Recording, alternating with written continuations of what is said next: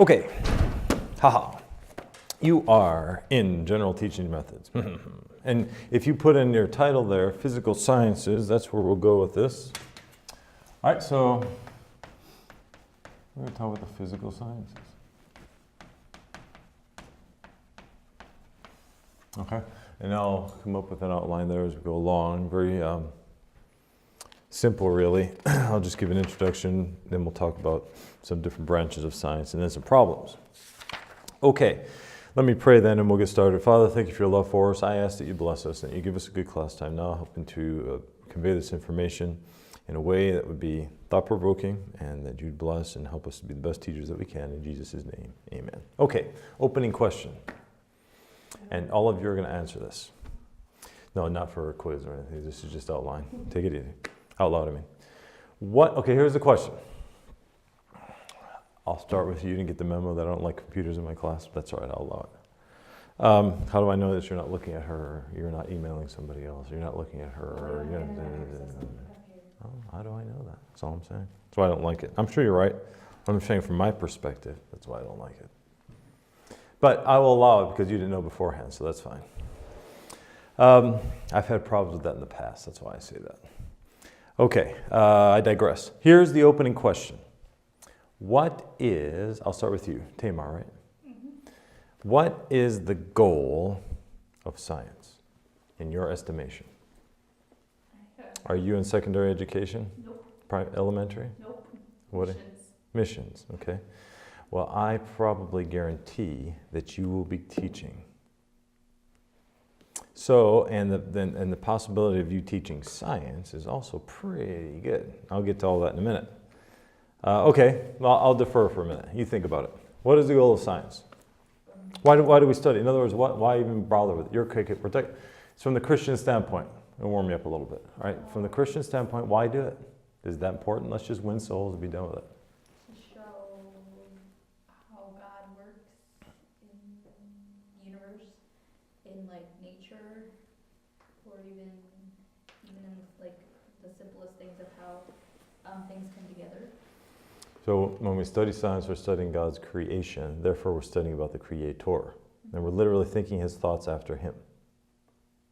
That He's thought it all through, and we're just discovering it. So you have a connection with the Lord. Well, that, Brenda, is entirely contingent upon your viewpoint. Because most universities would not teach for that reason. I agree with you, don't get me wrong. But that totally depends on your world view there. Okay, anything to add? To be able to, since everyone has their own set viewpoint, to prove why yours is the correct viewpoint. So. Okay, so you're saying like the way of thinking? Yes. More of cognitive reasoning, so to be able to reason through things better? Yes. That's good. It's a good thought. It's a very good thought. Anything else to add? Is that kind of, did I summarize it a little bit? Kind of. Anything you'd like to add? Maybe I didn't get it exactly right. Is that what you intended to say? Yes, well, it's to be able to show God's presence in the world, like to prove that evolution can be true. Okay, you're saying specifically evolution. Mm-hmm. Okay.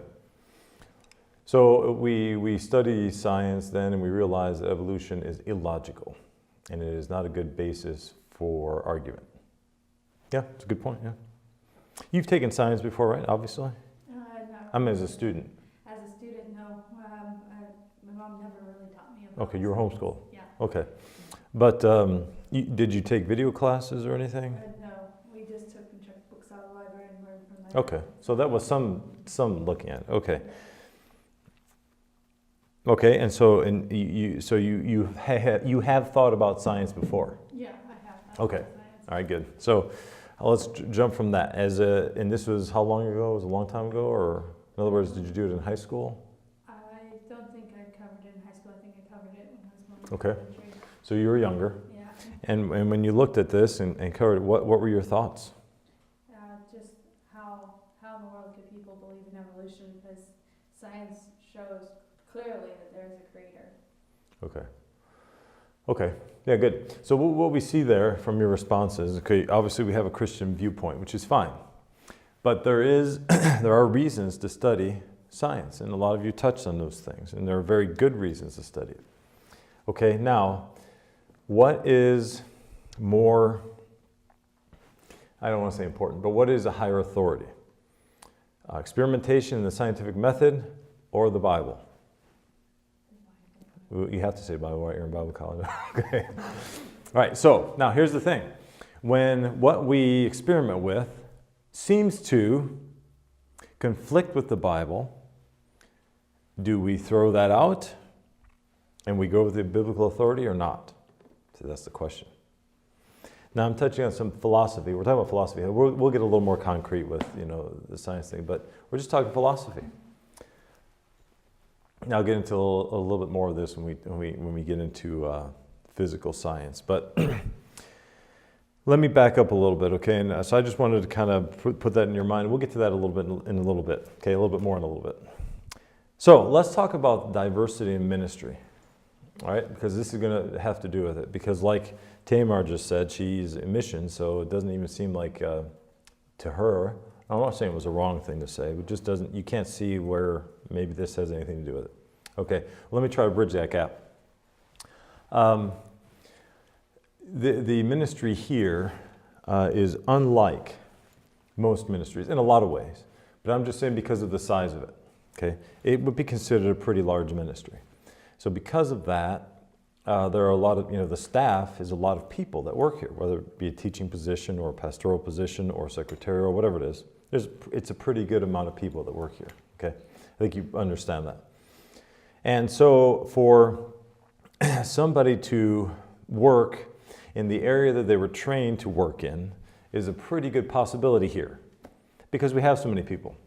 Okay, so the ministry here can look at what needs to be done and say, okay, let's hire somebody who can do that particular thing.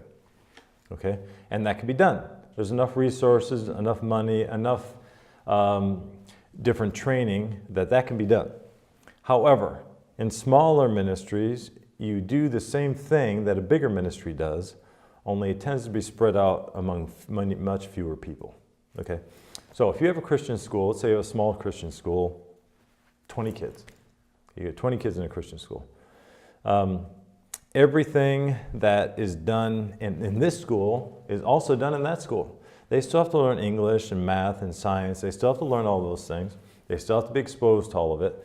If you're going to have a sports program, you still have to have coaches. You have to have all these things. If you're going to have a music program, blah, blah, blah, blah, blah. You have to have teachers that come in and at least teach piano. Now, maybe it won't be, this huge band class and all of that, but you might have a piano teacher. The point is, every aspect of this ministry, which is larger, is found in other ministries which are smaller. You still do the same things, all right? So if you've got a staff of, and I'm just throwing out a number here, I don't know, 50, and then you go to a staff of 5. 5 people are doing what 50 people did. You see the point? Okay. Now I know this from firsthand experience because my first position, it was that way. When I got there, pretty quick, within 6 or 7 months, it ended up being the pastor and myself as almost the only staff aside from a few other teachers. And so what ended up happening is we ended up teaching a lot of those things.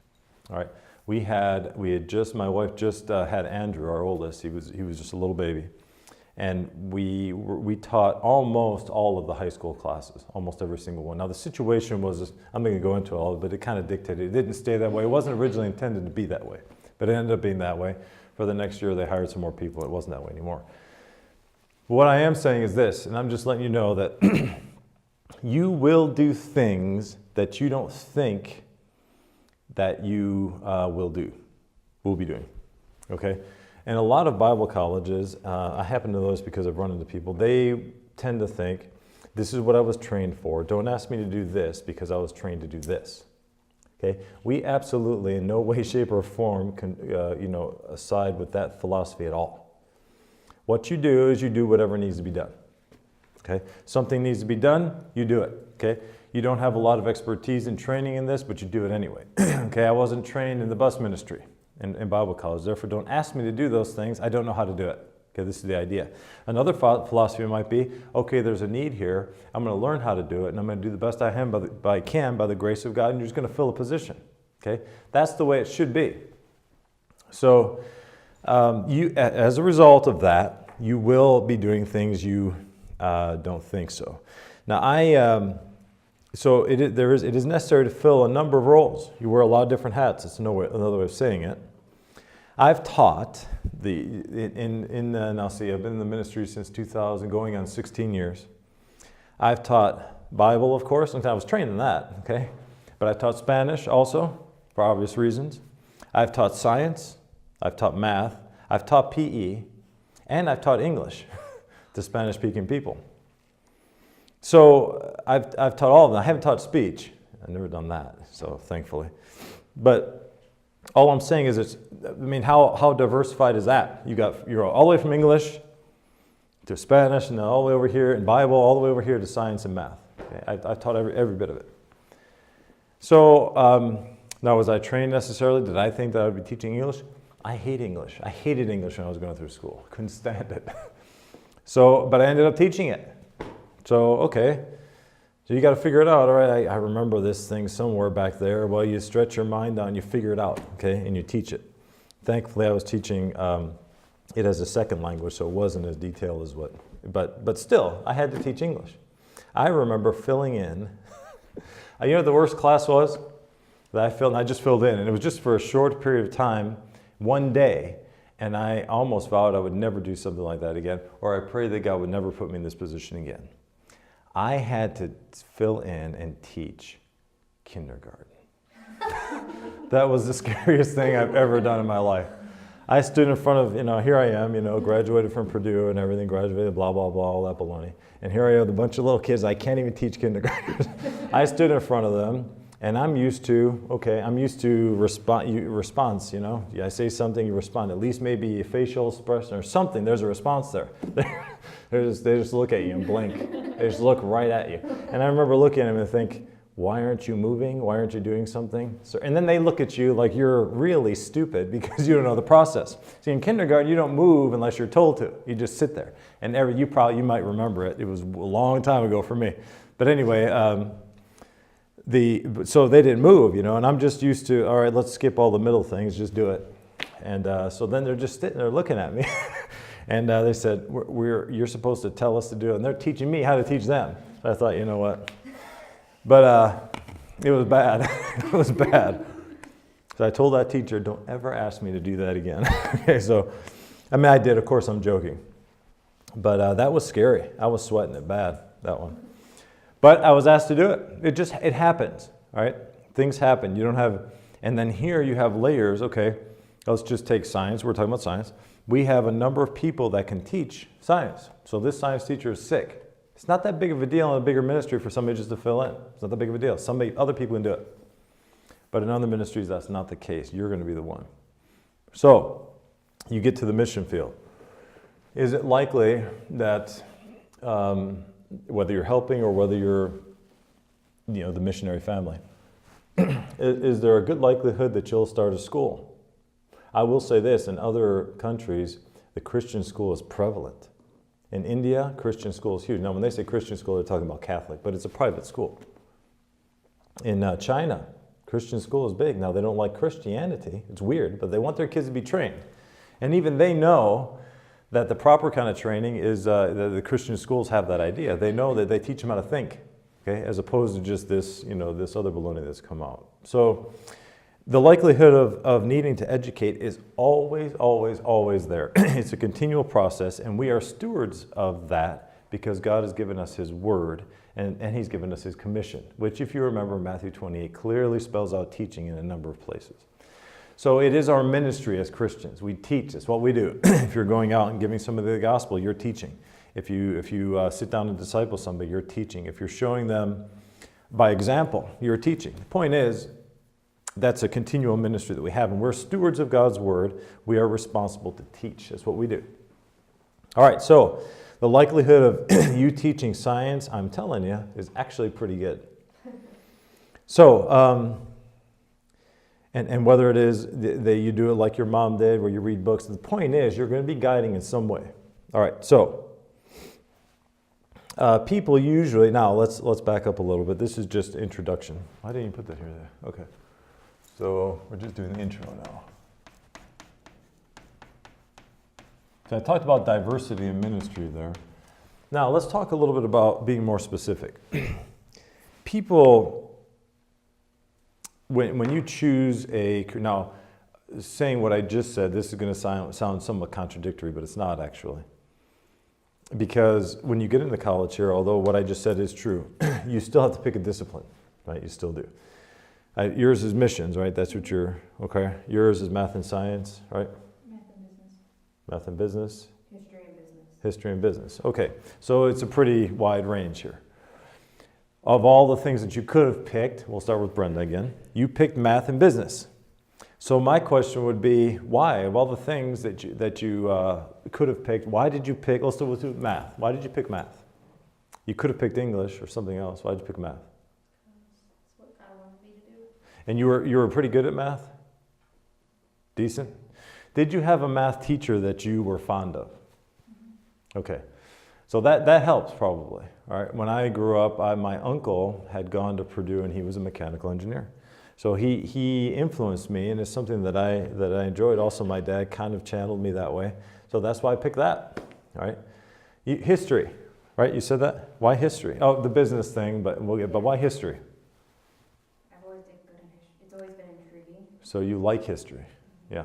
All right, now, a lot of people normally have somebody that's put history in a certain way that made you like it. Because if your teacher stood up and said, the year 1765, just monotone, you'd hate history, okay? Probably, maybe I had an English teacher that way, and that's why I don't like it. I don't know. Or missions. Maybe you read a book about history, but the author was intriguing to you. Anyway, the point is that author would have influenced you. Maybe you read a book on Adoniram Judson or something like that. It influenced you and intrigued you. But there's usually something and some person that is connected to some person somewhere, whether it be an author or a teacher or whatever it might be, that caused you to pick that. Okay? And that's fine. There's nothing wrong with that. Right? It's the same thing with me. It's the same thing with everybody. And so that person, whoever it is, was a teacher. They taught you in some way, whether it be an author or whatever. They taught you in some way and influenced you. So primarily, teachers are, I don't know if this is a word, influencers. Okay, it's probably not a word. But they're influential. I know that's a word. I told you I wasn't good at English. So teachers influence students. And it becomes what students like to do. I'd like to think that I've influenced somebody in some way, okay, to delve into whatever field it might be. But that's what it is. Now, teachers don't influence somebody to do something bad. I've seen a book bag one time that said, teachers, the profession that comes before all other professions. And it is true. You know, that is the truth. It starts there. Do you know that in Japan, the highest paid teachers are younger grades, kindergarten, first and second grade? It's the opposite here. Here, it's college and all that. Not there. Because they realize the importance of teaching them. And a lot of training goes to them to teach little kids. That's very, very important. So the kindergarten, first, second, third, fourth grade teachers are really, really important people. Because that is the very impressionable age. A lot of the times, that's where they get what they like. Okay, it's usually in that age. Something fascinates them. It's kind of like the age of fascination when they're kids like that. Everything fascinates them. Their eyeballs get real. And they first start hearing about things, and wow, that's kind of, so the teachers have a big influence. And so it's a big thing. And so there is something in your life. So understanding that as two things. One, teachers have influence. All of us are teachers. Number two is the fact that in regards to science, I think some of you brought it up, we need Christian scientists, okay? You brought that up in the beginning. That's why I asked that question. We need Christian scientists. Okay, I'm not saying God is going to lead everybody to be Christian scientists. I'm not saying that. But I am saying this, that there are more Christian scientists than what you think out there. And then number two, there are people that have arrived at conclusions that would lean more towards the Christian mindset, although they're not Christians. Okay, let me give you an example. We took evolution, or that was brought up. Obviously, that's the big debate, right? That's kind of, it's not the only debate, but a lot of it stems from that. Especially in, now again, this evolution thing has been a Johnny-come-lately. It's only been since the 18th century, the 19th century, 1800s. And so before that time, people believed another way entirely.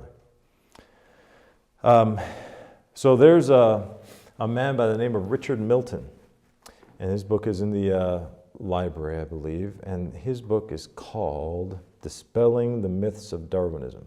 He is a secular scientist. He's not Christian at all. He doesn't claim Christianity. In fact, he says it at the beginning of his book.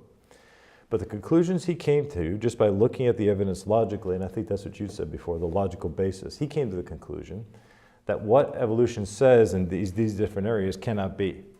It is through his book that I really, really understood rock dating and what it all means. He explained it very well, and so his name is Richard Milton. Another book by Jonathan Wells, again a secular person, is called Icons of Evolution, and so he took, I think it's 13 icons of evolution and dispelled them. Again, these are secular scientists. They're not Christians. But they come to the same conclusion because the contrary is illogical. All right, so we need more Christian scientists out there. When you finish here in college, what kind of ceremony do we call that? It's called a something ceremony. Commencement. What does the word commencement mean? What does commence? What's that word? Come on. Nobody knows what commence means? Look it up. Okay. It means to begin. Let us commence. Let's begin. This means to begin. So here, what does commencement ceremony mean? It's the beginning ceremony. Now all of you, when you graduate, you think, oh, it's the end. I'm done. But actually, it's just the beginning. Because where the training ends is where the real battle begins, if you want to say it that way. So graduation simply means the beginning of something. All right, so what you need to do, it's not a completion ceremony. It's a commencement ceremony. Excuse me. So you need to have an understanding that you're just starting out.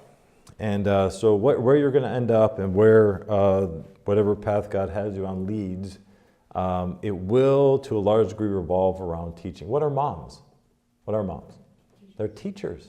Yeah, so they are. In fact, they are the major teachers of young kids. The hand that rocks the cradle rules the world, somebody said, and that's true.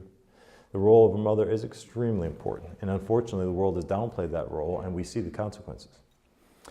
So a mother's job there cannot be overestimated. It is extremely important because they're very, very impressionable young children.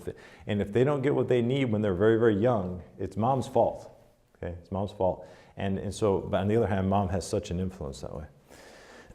So, teachers, you will teach. Excuse me. All right, so let's move it. That's kind of that introduction. Let's move along a little bit more so I talked about. And you don't have to title any more this way, but this was diversity in ministry. This is what I just talked about. Now let's talk about setting up for science. I'll just put it that way. In other words, we're going to talk about commencing it, beginning it. We just talked about commencement ceremony. Right now, if you're going to begin a science program, okay, you call it that in your school, at your house, okay? Maybe you're going to be a homeschooler, maybe you're going to be somewhere and homeschooling is the way you're going to go or the way you have to go. Fine. You still have to set up some kind of science program, okay? It's necessary. It would be important for your kids to have that. How do you do it? One of the things you're going to need for sure is a curriculum, okay? Or a base of teaching, okay? The curriculum gives you what to teach, right? So if I said, hey, go teach science, you're not going to sit around and just look at rocks. And I suppose you could, but you need to have a curriculum because a curriculum keeps you diversified. The curriculum goes from the beginning to the end and it covers everything that you should cover in what you would call a science course. Okay, this would be a curriculum. So when you set up a curriculum, here's some of the things you're going to want to do. They say, I'll never set up for a curriculum for science. I'm telling you, the pastor could say, hey, you got a little training in business, don't you, math? That's close enough to science. Hey, why don't you look into, I'm telling you, you're looking at me crazy, but stuff like that happens. It happens. All right, so number one, and when you do, you're going to, man, what did Mr. Schreiber say? I need to talk to something like that. Pull out the notes, okay? Hopefully your computer won't burn up. But so number one, have a clear objective. Have a very clear objective. This would be true, I guess, for any English, anything. But have a clear objective. In other words, what at the end of everything, What exposure to science do I want these students to have? Okay, before I'm going to give a diploma to this person, this boy or girl, what exposure to science do I want them to have? Okay, now that's varied. Some people will go as far as saying, I want to make sure that they have chemistry and physics included in it. Some people will say, well, let's just go to the physical sciences. That's good enough. So, and it all depends on priority. There's only so many hours in a day. So you've got to fit these things in. And so you're going to have to decide, well, we only got so much time, and I'm going to dedicate this much time to it, and that's all. So your curriculum is going to be a little bit smaller. So just what do you want? Okay. These are questions you would want to ask the pastor or the principal or the school administrator. You know, what's the objective here? What do we want at the end? They'll probably say something. If it's brand new, I don't know. Research it. You know, come to me with a couple of things, and we'll decide. Okay, so that's what you do. But have a clear objective. Number 2, be clear as to what science is. You say, what science is in the world? I know what science is. Well, 1 Timothy 6:10, is it 1 Timothy 6:10? Nope, it is not 1 Timothy 6:10. Wonderful. Science falsely so called, is it 6? Oh, I am very sorry, I can't find it. Maybe it's, no, it would be. Sorry, it's science falsely so called. You could probably look it up on your computer, couldn't you? Science falsely so called. Do you have an e-sword? You don't? Oh, okay, sorry. Sorry, that would be something else. Anyway, the Bible does talk about, and I think it's in 1 Timothy, it talks about staying away from science falsely so called. So there are some things that people call science that are not science at all. Evolution is definitely one of them. I'm going to tell you, evolution has nothing to do with classical science. The classical definition of the word science, evolution has nothing to do with it. It's a philosophy. It's a faith. In fact, for some, it's a religion. But it's not science. So how do I come to that conclusion? Because I know what science is. So you have to understand very clear what science is. Number 3, when setting up, be clear on the different branches of science. Okay, normally you have a kind of a branched down thing, like a flowchart maybe. You would start off with the general sciences, okay, just general. And then you would go into what might be 2 or 3 intermediate. So this might be one, this might be one, this might be. And then branching off of here, you're going to have some more maybe. So it's kind of a flowchart.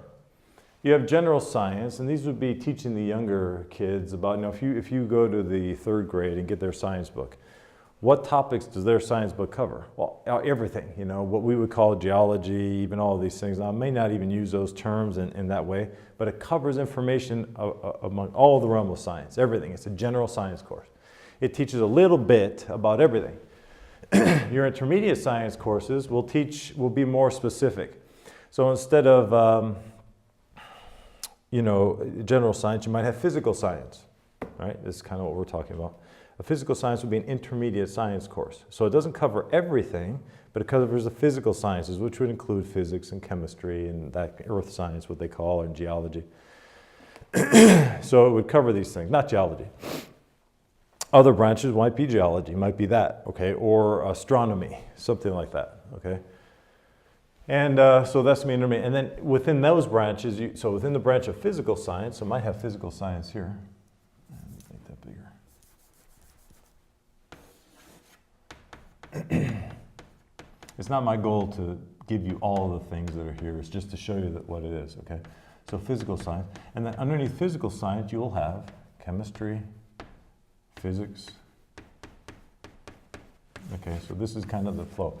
So a general science class, will they be talking about things regarding physics? They will. Will they be talking about all the equations of Einstein and all the rest of that? Probably not. Probably a 3rd grader is going to handle that. So that's down here. The physical sciences, that can be a little more concentrated study. Yes, but will this include chemistry and physics and some other things? Yes. Okay.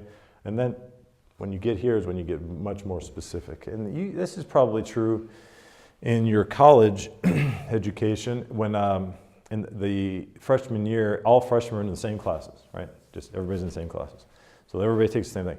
And then after that, you begin to branch off into your specific things, whether it be missions or whether it be elementary education, secondary education, pastoral theology, blah, blah, blah, blah. Okay? Secretarial. And so you begin to branch off from there. And so that's where that's the same idea as when you go this way. So we're defining what science is, and we're being clear on the different branches of science. Okay.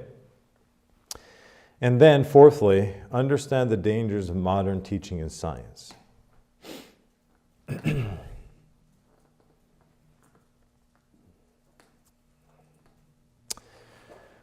Two things that modern science has brought defectively to science is, number one, okay, so you got setting up for science. One of the things is, let me just put it underneath here, although you'll have more stuff here, but let me just put here. No, I'll put it over here.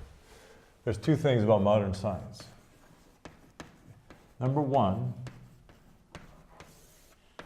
they no longer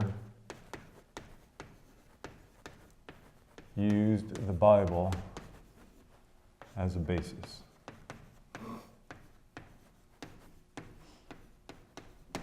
Okay, before, people would use the Bible as a basis of it. In other words, the basis of the philosophy behind it. Okay, what I mean by that is this. When in the Bible it says that man is to have dominion over the things of the world, right? It says that. God tells Adam that go multiply and have dominion over it. He says that, right? How can you have dominion over something unless you understand it? In fact, if you don't understand something, it dominates you. And the Dark Ages was characterized by that. Because they didn't understand the biblical understanding that we are to dominate nature and use it for our use, which is what the Bible teaches. Nature became a god to them. They worshiped nature. They worshiped these things because they didn't have the biblical perspective. Therefore, a dead body was considered sacred to them, for example. This is just one example. And so they didn't open up the body to discover the different parts and to learn it a little bit better for science, and which is ushered in our modern medical, okay, the medicine like it is now. But once people understood those things, then they started to study it as part of the physical creation, as the Bible teaches. And so we dominate, and we have rule over nature and use it for our benefit. So this is where science comes from. So that's just one thing, it's just one example. But having that biblical philosophy helps you, because what I'm doing is dominating. I'm trying to understand this so I can use it for my benefit. And then secondly, modern science is, you could say to a large part, done away or has engendered the thought to do away with the scientific method.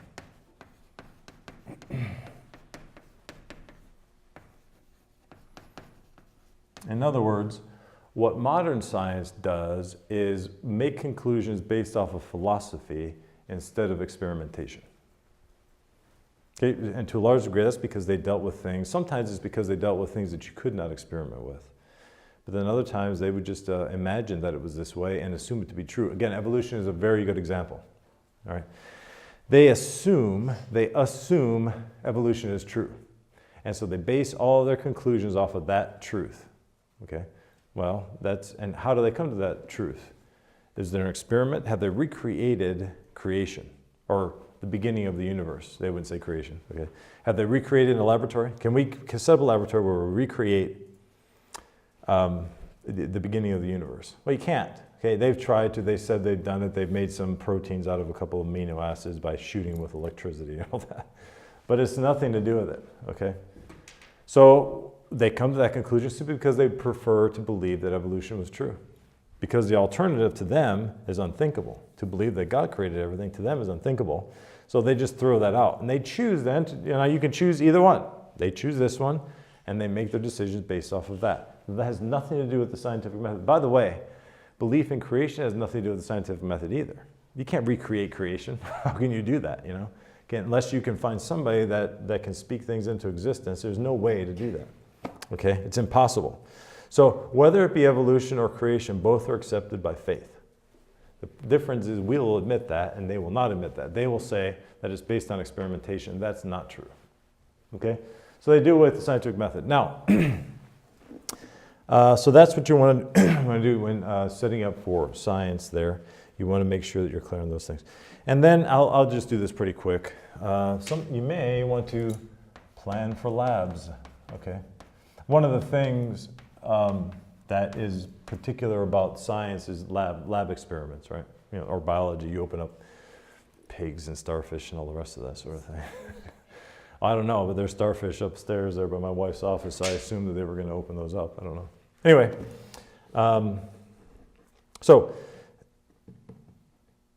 but by the way, did you know starfish take their stomach out and then they put it back, and then they devour it and they put their stomach back in? You know, that's how they eat.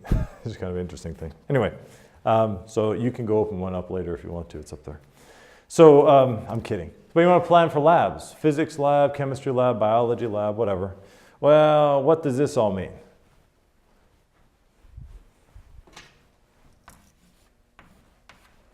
Moolah. Okay. And this is what you will probably be short of. Microscopes cost money. Money, okay. The real good ones cost a lot of money, okay. And you get these little, you know, $50 ones that, you know, the sun shines too hard on them and that's the end of it. But if you're going to have decent labs, it's going to cost money. But if it's something that's an objective, then you say to yourself, okay, I'm not going to be able to have maybe too much of a lab now, but maybe in the future we'll be able to get a microscope. We'll be able to get a couple different things. We'll be able to do these things. But you have to plan for all of those things. So that's enough said there. And let me just say too that there are, you know, what do you call those, catalogs out there where you can buy these things, but be careful about the companies that try to make science fun. Okay, fun. You know, you heard of Bill Nye, the science guy? You can't stand the guy, but he's his whole thing was make it fun, you know, and so all this ridiculous thing. Well, I'm not saying it's bad to make things fun, but what I am saying is that what they do is they substitute real truth for the sake of fun, okay? A lot of people, what they do, and for youth groups sometimes too, is the same idea. It's all about fun instead of really teaching. So remember, keep that goal in mind. All right, let's get a little more specific now. Let's talk about physical science. All right, so this is an intermediate science course. Remember we talked about that, general science, physical science. Let's move then to physical science. Now remember I said before, you're going to want to decide how much exposure you want your students to have. If it is as far as a physical science course, and that's fine. Don't misunderstand what I'm saying. I'm not saying that if you don't have physics or chemistry that you're a loser. I'm not saying that. I'm just saying you have to decide beforehand. If this is as far as you want to go with it, that's fine. Okay, but do a good job with it and get a good curriculum and do it right. It would probably be better if you just went this far, but really concentrated on it. Got a really good curriculum. You knew your stuff really well, and you were able to at least do some of the lab experiments here. It might be better to do that than to have a haphazard thing down here. Okay, so I'm not saying it's bad at all to decide to do that. Again, it's just, and I realize that you all wouldn't be deciding this, but you can have some input maybe. All right, so the overview of physical science is an overview of a number of different disciplines, okay, of chemistry, physics, four things: chemistry, physics, geology, and astronomy.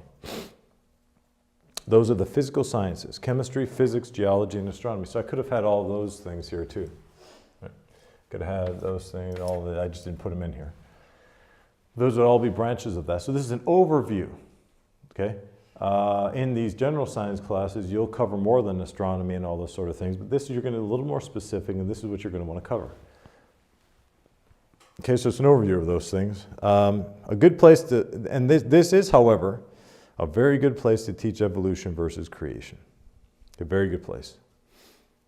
With astronomy, that'd be a very good place, right? Geology. Physics, what is physics? It's the interaction of matter and the energy. Okay, that's really what physics is: the study of energy and and how it affects matter. Chemistry is the study of the things that make up the matter, and geology is the study of the earth and the crust and those things. And astronomy, of course, would be the stars. I think you probably understand the difference between astronomy and astrology. Two Greek terms there. Astros is the Greek word for stars, and nomos is the Greek word for law, and logos is the Greek word for word. So where you have astronomy is the law of the stars, astrology is the words of the stars. So there's a difference there, right? Astrology is reading the zodiac, which is the path that the sun takes, I think, in the sky. Is it constellations? Yeah, you're right about that. There's another one about the sun. It's been a long time. But yeah, the constellations, the way they track the sky, that's the zodiac. So supposedly they speak to you. You know, this is astrology. But astronomy is the law of those stars, so this is more of a scientific thing. Anyway, but this is what physical science would be. Now, there are a lot of things that we can talk about, and the reason why physical science is a good place to teach about evolution and creation is because you will deal with, in the branch of physics, you'll deal with thermodynamics there. Now in engineering school, there was a totally different branch that we studied called thermodynamics. So that's the study of the transfer of heat. Okay, this isn't a science class. I'm not going to go into all of that. But you have thermal energy and heat. Thermal energy is how much energy something has, but heat is the transfer of that thermal energy. So the transfer of that thermal energy is the branch of thermodynamics. Did you know that a car's engine is a thermodynamic machine? A gun, a rifle, is a thermodynamic machine. And so because you're heating up the gases and they expand, that sudden expansion of the heat is what propels a bullet or a piston. So these are thermodynamics. Now in the branch of thermodynamics, you have what is called entropy, which says that I'm trying to show you that it's a good place to teach evolution versus creation. You have entropy. Entropy basically is the order of a system. And entropy is the disorder of that system. So it goes from a highly ordered state to a lower ordered state. Okay? You cannot go from a low ordered state to a higher ordered state without inputting energy. And the amount of energy you put in never equals the amount of energy that you get out of it. Never, ever. Okay, let's take an engine, right? It's a simple thing. I'm not going to go on. Okay, it's called a heat engine. Works off of heat. The idea is to use the energy contained in fuel to drive a piston, which is going to turn things and move your car. Okay, very basic. However, what it also produces, now it would be nice if when that fuel explodes, that all of the energy, completely 100% of it, went into moving that piston. However, that's not true, because some of it is expelled as heat energy, and then some of it is sound. All right? Sound, it requires energy to produce sound. And now, can you take that heat, bottle it up in something, and then throw it back in and make it into gasoline again? Can you take the sound, somehow bottle it, and mix it up with something and throw it into gasoline? You can't. It's lost, and it's lost forever. It's gone. So the amount of energy contained in the gasoline does not equal what you're getting out of it. There's always a net loss of energy. Take your room, for example. If I was to go check your room right now, is it in a highly ordered state or a lowly ordered state? And so, well, Mrs. Ramos comes by and checks everything. Okay, I get it. But if left to itself, rooms never automatically unmess themselves. It doesn't happen. You always have to put a lot more energy in it to pick it up, and than what it took for it to be messed up. It seems like you just blink. We got 7 people in our house, and I'm telling you, she cleans, and 10 minutes later, it looks like it's messed up again already. It's so easy for things to get that way. But it takes a lot more energy to get it to an ordered state. Well, this is because of entropy. This is the reason why we age, probably, because all the interactions in our body, there's a net loss of energy. And so then we take on a lesser form of energy as time goes on. This is the law of things, okay? Now that law is an exact contradiction to evolution, which says that everything is moving to a higher state. But everything naturally, always, it's a law. It's not a theory. It is a law of thermodynamics. Always goes to a lower energy state. So that counteracts. So that in and of itself is contradictory. So I'm saying it's a good place. I'm just giving you examples. Geology. They say, overall, so much time, the Earth's crust develops layers. Always in the same order, they say. So therefore, you can date a rock by looking at the layers there. It's called carbon dating. And then you can date the fossils because you know the rock. And you know sometimes the age of the rock because of the fossil that's in there. But then, so it's circular reasoning. And that's when you come to a conclusion based on what you're trying to prove. Okay? It's hard to even conceive that. So I'm trying to prove this, but I'm going to conclude that this is already true so that I can go to prove it. Doesn't make any sense. And it's not a scientific method. Okay, so it's faith. And when they date the rocks, let me just say it very simply, there are lots of different methods to date out there. Carbon-14 is one. I forget the other ones. But if you take, now if one team comes in and does carbon dating, the other one comes in and does uridium dating, or so whatever it is, and they did it, they come up with radically different dates for that rocks. Radically different. So you've got 3 or 4 different ones, and I mean there are sometimes thousands, maybe even millions of years different, but of course if you're talking about 2 billion years, what's a million or two, right? We're talking about a million years. Okay, so you've got all these different years. Which one do you pick to be true? What they do is they say, well, there were these fossils in that rock though. So now I know that fossil, and here's what it is. I know that fossil is this old. Well, how do you know that? Because the rocks that dated it, right? Okay, so how do you know the date of that rocks? Well, because that fossil was in there. Okay, so they choose which one they're going to pick based on the assumption that that fossil is that old. So is there any clear conclusion then, does rock dating in and of itself give us a conclusive evidence to the age of that rock? No. They have to have the fossils to corroborate the evidence or they don't know what it is. You see, it's not science. Astronomy, okay, that's another thing. Retrograde motion, okay, motion that seems to oppose. Okay, the motion of the stars, there are planets that rotate in the opposite direction. Okay, Earth supposedly rotates one way, and supposedly they got planets that rotate another way, supposedly. Well, according to momentum, if there was an explosion, right, there's a Big Bang, if that was the case, everything would be going in the same direction. By the way, how could you produce order out of an explosion? That never happens. Any explosion I've ever seen always produces disorder and chaos, not orderliness at any rate. So they're claiming something that isn't true. But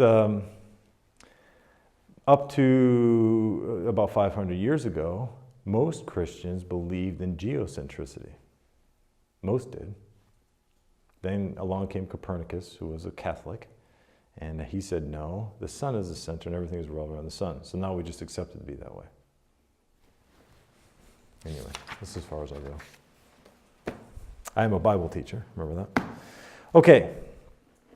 So those are some different things. The objective of this course is to kind of show you these things. That's a good way. So you say to yourself, well, I want the kids to have a very good understanding of evolution versus creation. I'm sure that whoever the missionary or pastor is that you're working under is going to, I'm sure they're going to want that.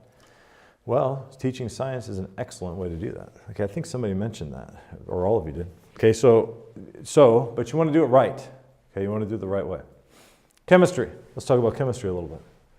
That's another part of this physical science, right? All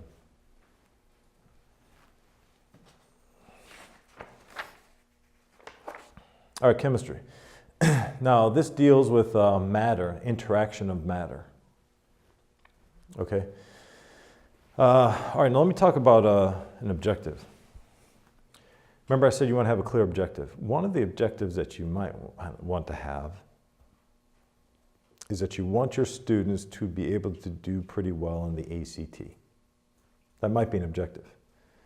I'm not saying it would be the primary objective maybe, or maybe it is, I don't know. That's whoever, that's up to them. But they want to do pretty well in the ACT. Well, if you don't expose your students to these things, they're going to look at things in the ACT and think, what in the world is that? I don't have any idea what's going on, okay?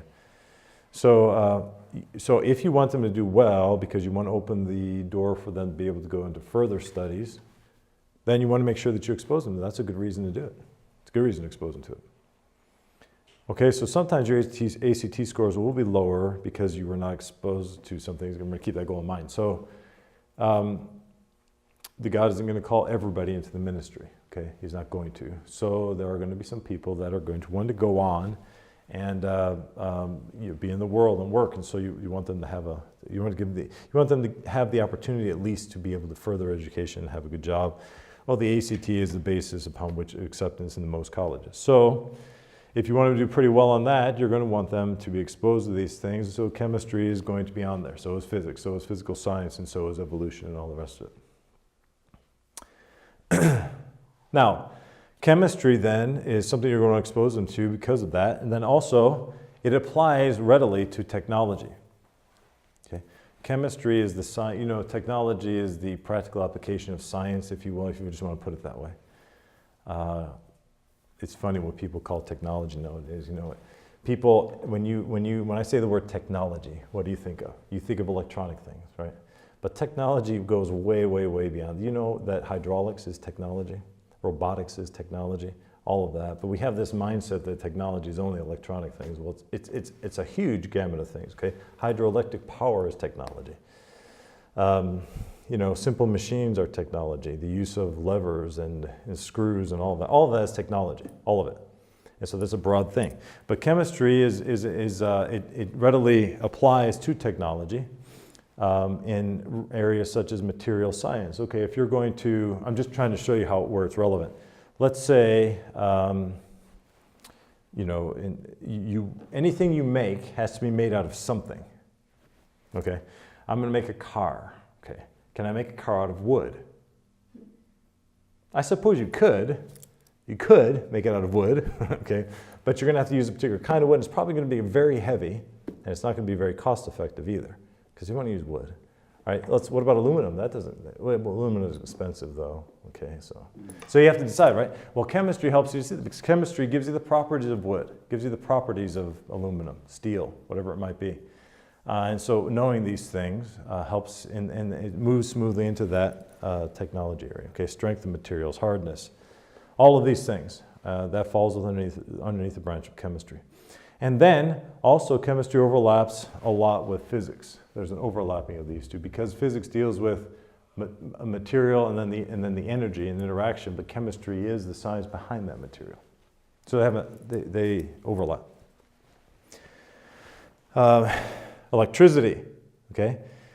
This is, you know, physics deals with electricity, the movement of things, because it has to do with energy, but chemistry tells you which materials would conduct electricity and all of that. Okay, so it has to do with materials, it has to do with the gas laws, and again, thermodynamics and all of that. That dovetails with chemistry. So because it's general in nature, and because it goes into a lot of different areas, because it readily applies to technology, and because it is a foundation, and because you may want to learn for the ACT, it's a good idea to give them some exposure to chemistry. Now, the last thing we'll look at is physics.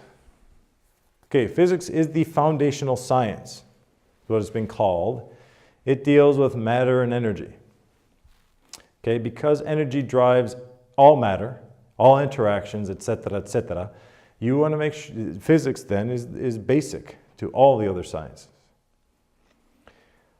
Physics is the most mathematical, and I think you know, it was mentioned before that it gives you a logical, studying science gives you, helps you to think logically, cognitive reasoning and things. And so this is where it would certainly come in. So this is where mathematics is the language of science. Okay, it's the language of physics. It is the way that scientists have been able to best express what they've discovered. They use mathematics. Okay, so we have equations and things.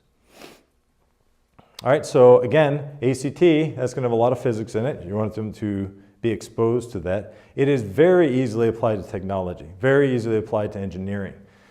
Mechanical engineering, my degree, basically is taking natural resources and converting them to usable forms of energy. That's what a mechanical engineer does. Okay, whether it be hydroelectric power plants, whether it be gasoline, whether it be a natural lever system or whatever it might be, a simple machine, a more complex machine. A machine is just a way that we can multiply a mechanical advantage. We use a machine, okay? So machines can be anything. Anyway, this is so physics applies to that. The study of physics applies to that. It is the most diverse of the sciences. Okay, all kinds of different things. You have Newton's law. So the classical physics is what was studied in post 1700s. Okay, this would be Newtonian physics, sometimes it's called, because of Isaac Newton. But it is, those scientists used the scientific method, and they came to conclusions based off of strict, rigid rules that they applied in experiments. And they said, well, these things, and they found common things that when in their experiment and in their labs, this thing happened the same way every single time. So this is a characteristic of this, or it's a characteristic of this. And so they discovered all these laws in this way, dominating, having dominion over nature, and then they can use it for their benefit. Physics is the science behind what has fueled our modern technological society. Okay? Heat, thermodynamic, gas laws, electricity, light, the properties of light, solar panels, things like that. This is all falls all underneath physics. And then now, Isaac Newton comes along, and Einstein. He comes along, and Einstein, he was a Jew, by the way, and although he was very, very intelligent, he came to his conclusions based on just his thoughts to a large degree, because he was dealing with things that you couldn't experiment with. It was impossible. In his day and age, you could not experiment with it. So in his day, you didn't have lasers, but his science helped us to develop what lasers are today, for example. He dealt with subatomic matter. He dealt with things that people couldn't experiment with and even see. Okay, so a lot of his conclusions were philosophical instead of, now they were intellectually philosophical without question, but they were philosophical. You couldn't experiment with them. Now we've got Fermi Labs, which is actually here in Indiana, so they got proton smashers and things, so we can actually do some experiments now that we couldn't do before. And they're finding that some of the things that Einstein came up with were not true, and some of the things are true, and so here we go. So the scientific method is used to come up with these conclusions of all these different things. Okay, now let me close then, let me finish, and we'll close a little bit early, with some problems.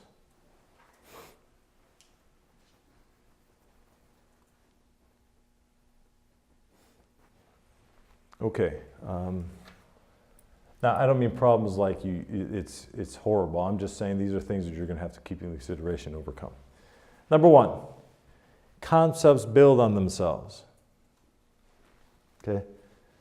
So science is very much like mathematics that way. These concepts build on themselves. And we see that even through here. Okay, you've got a general science course. Now I'm going to build this physical science course on some of the concepts learned here. Well, if you don't learn those concepts here, this is going to be even worse.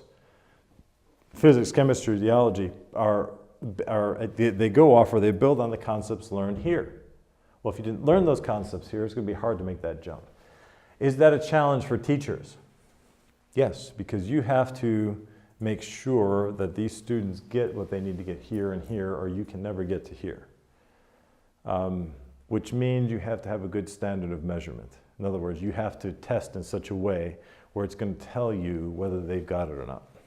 This is what testing is really about.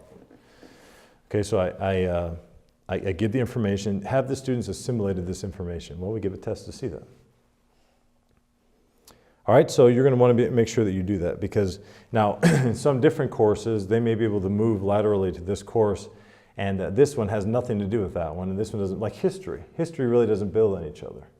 You can study 18th century history, then 19th. You can study about the Civil War over here. If you didn't do so good on that, it's not going to matter when you go to study World War II. If they don't build on each other, you don't need to know this one to have this one. It's just knowledge. So it's a different way of thinking. It's a different way of studying things. So although you can make connections between them, but all I'm saying is that you don't need to know it. But that is not true for math, and it's not true for science. So the goal, and that's why I use this problem, is that you have to make sure that they understand those things beforehand. Number two, it is an area that involves new discoveries. So the area of science, you want to stay current with some of the things that are happening. Classical physics or classical science is always going to be classical science, and because those are laws. But there are a lot of different things that come out. You might even want to be looking into those things just to make sure that people understand that this new thing that came out is not true. It might just be that. But the thing you're going to have to overcome is that you have to stay current. And then thirdly, both teachers and students have to rely on previous knowledge. And this goes along with number one.